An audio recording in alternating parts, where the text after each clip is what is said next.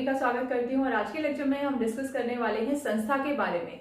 समिति, समुदाय और समूह के बारे में हम पहले ही डिस्कस कर चुके हैं। अगर आपने अभी तक वो लेक्चर नहीं देखा है तो आप सोशियोलॉजी की प्लेलिस्ट पे जाके देख सकते हो।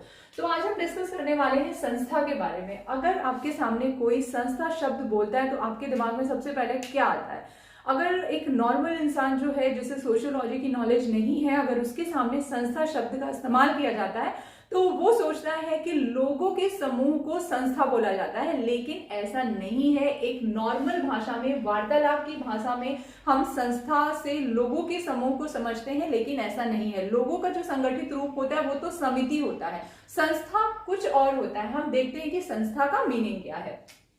संस्था का अर्थ क्या है? वार्तालाप में हम संस्था शब्द का प्रयोग साधारणतया व्यक्तियों के किसी भी संगठन के लिए कर लेते हैं, लेकिन समाजशास्त्रीय रूप में संस्था का अर्थ ऐसे विचारों से बिल्कुल भिन्न है। आरंभ से ही यह ध्यान रखना आवश्यक है कि संस्था व्यक्तियों का कोई संगठन न होकर कुछ नियमों अथवा कार्य प्रणाली का बोध कराती है, जिनके माध्यम से हम अपने विभिन्न उद्देश्यों को प्राप्त करते हैं। अब अगर आपसे कोई पूछता है कि संस्था का मतलब क्या होता है, तो आप अपने दिमाग में ये चीज बैठा लीजिए कि संस्था से तात्पर्य होता है किसी कार्य प्रणाली से, किसी कार्य विधि से, जो कि हमारे उद्देश्यों के लिए बनाई जाती है। यहाँ पे सीधे सीधे बोला गया कि कार्य प्रणाली का बोध कराती है, कुछ ऐसे नियमों और कार्य प्रणाली का बोध कराती है जो हमारे उद्देश्यों की पूर्ति के लिए बनाए गए हैं। और अगर आपको कहीं पे ये लिखा हुआ मिलता है या आपसे कोई ये बोलता है कि व्यक्तियों के संगठन को क्या बोलेंगे, व्यक्तियों के संगठित रूप को हम बोलते हैं समिति, और नियमों के संगठित रूप को या कार्य प्रणाली को हम बोलते हैं संस्था। तो संस्था क्या है? संस्था सीधे सीधे कुछ नियमों का एक ग्रुप है जो हमारे उद्देश्यों की पूर्ति के लिए बनाया गया है। फिर हम देखते हैं संस्था की परिभाषाएं, कुछ डेफिनेशंस हम देख लेते हैं। मैकाइवर तथा पेज की पहली डेफिनेशन है हमारी। इन्होंने क्या बोला है?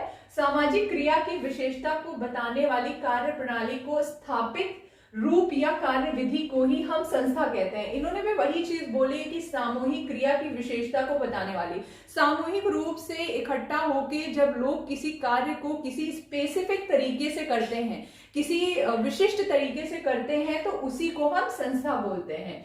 फिर नेक्स्ट हमारी जो डेफिनेशन है वो है ऑकबर्न और निमकॉफ की। ऑकबर्न और निमकॉफ ने क्या बोला है? मानवीय आवश्यकताओं की पूर्ति के लिए संगठित तथा स्थापित प्रणाली ही संस्था है।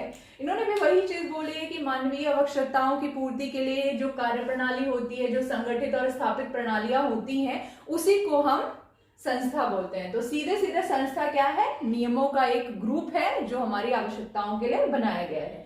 फिर नेक्स्ट हमारी डेफिनेशन है रॉस की। रॉस ने क्या बोला है? सामाजिक संस्था सामान्य इच्छा द्वारा स्वीकृत और स्थापित मानवीय संबंधों की संगठित व्यवस्था है। सामाजिक संस्था जो है वो सामान्य इच्छा, मतलब बहुत सारे लोग जो होते हैं उनकी एक सामान्य इच्छा होती है और वो लोगों द्वारा स्वीकृत होता है कि हमको किसी कार्य को किस तरीके से करना है। वही चीज उन्होंने यहाँ पे बताई है कि सामान्य इच्छा द्वारा स्वीकृत और स्थापित मानवीय संबंधों की संगठित व्यवस्था है। तो किसी कार्य को करने की जो लोगों की सामान्य इच्छा होती है, उसको किस तरीके से करना है, उसी को इन्होंने बताया है कि जो करने का तरीका है वही हमारा संस्था कहलाता है। फिर नेक्स्ट है हमारा गिलीन और गिलीन ने। उन्होंने क्या बोला है? इन्होंने बोला कि सामाजिक संस्था सामाजिक विशेषताओं को स्पष्ट करने वाले वह नियम है। बहुत एकदम क्लियरली आप लोग ध्यान रख लीजिए कि संस्था अगर पूछा जाता है तो वो नियम है, और अगर समिति पूछा जाता है तो वो लोगों का संगठित रूप है। सामाजिक संस्था सामाजिक विशेषताओं को स्पष्ट करने वाले वह नियम है जिनमें काफी स्थायित्व होता है तथा जिनका कार्य सामाजिक आवश्यकताओं को पूरा करना होता है। ये नियमों का एक ग्रुप होता है जिनमें काफी स्थायित्व होता है, काफी स्थायित्व वाले होते हैं, काफी लंबे समय से चले आ रहे होते हैं और आगे भी काफी लंबे समय तक चलने वाले नियम होते हैं, जिनका कार्य सामाजिक आवश्यकताओं की पूर्ति करना होता है। स्टार्टिंग में ऐसे रूल्स और रेगुलेशंस नहीं होते हैं, धीरे धीरे करके जैसे जैसे सभ्यता का विकास हुआ वैसे वैसे ही इन नियमों का विकास हुआ, और हम काफी लंबे अरसे से देखते आ रहे हैं कि हम कितनी सारी सांस्कृतिक परंपराओं को और कितने सारे ऐसे कार्यों को जिसका एक स्पेसिफिक तरीका होता है उसको हम फॉलो करते हुए आ रहे हैं। अगर हम संस्था के कुछ उदाहरण लेते हैं तो उसमें सबसे पहला उदाहरण हमारा आता है विवाह। जैसे विवाह जो है उसको भी एक करने का तरीका होता है, उसकी भी एक कार्य प्रणाली होती है, तो उसमें भी नियमों की आवश्यकता होती है और उन्हीं नियमों को फॉलो करके ही हम विवाह करते हैं।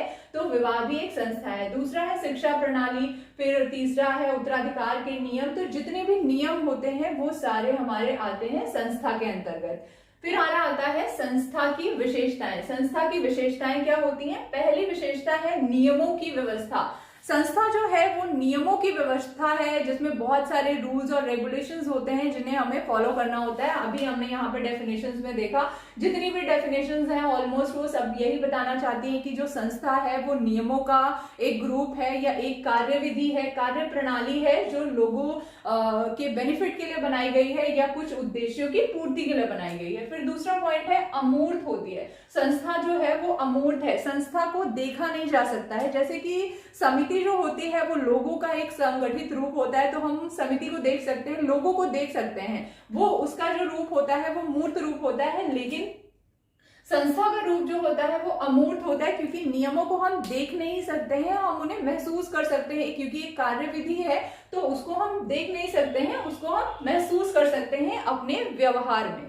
फिर नेक्स्ट पॉइंट है सांस्कृतिक अवस्था की इकाइयां। सांस्कृतिक अवस्था की इकाइयों से तात्पर्य है कि ये एक सांस्कृतिक नियम होते हैं या सांस्कृतिक अवस्था में होते हैं, क्योंकि ये बहुत ही लंबे समय से चले आ रहे होते हैं। ये लोकाचार होते हैं, प्रथाएं होती हैं जो काफी लंबे अरसे से जिनको हम फॉलो कर रहे होते हैं। तो ये एकदम एकाएक एक ही दिन में डेवलप नहीं हो जाती है, काफी लंबे अरसे से धीरे धीरे करके डेवलप होती हैं। और फिर जब लोगों की स्वीकृति मिलती है और एक पूरा ग्रुप उसको फॉलो करता है तब जाके वो एक सांस्कृतिक अवस्था के रूप में आ पाते हैं।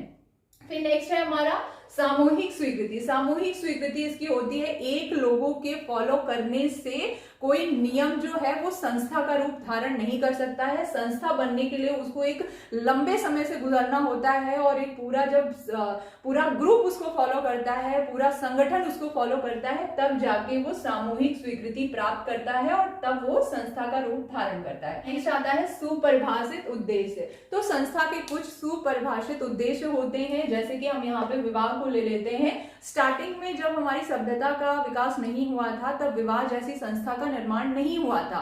जैसे जैसे धीरे धीरे हम सिविलाइज्ड होने लगे, हमें लगा कि फैमिली होनी चाहिए, दो लोगों का मिलना होना चाहिए, बच्चे होने चाहिए, तो उन सारी चीजों को देखकर उन्होंने विवाह नामक एक संस्था का निर्माण किया, एक तरीका डेवलप किया कि दो लोग साथ कैसे रह सकते हैं, उनके जो बच्चे होंगे वो लीगलाइज होंगे या नहीं होंगे, जो शादी नहीं करेंगे उनके बच्चे लीगलाइज नहीं होंगे। तो इसलिए वैवाहिक नामक एक संस्था का निर्माण किया गया। तो मतलब इसके सुपरिभाषित उद्देश्य होते हैं और उन्हीं उद्देश्यों को लेके ही इन नियमों को बनाया जाता है।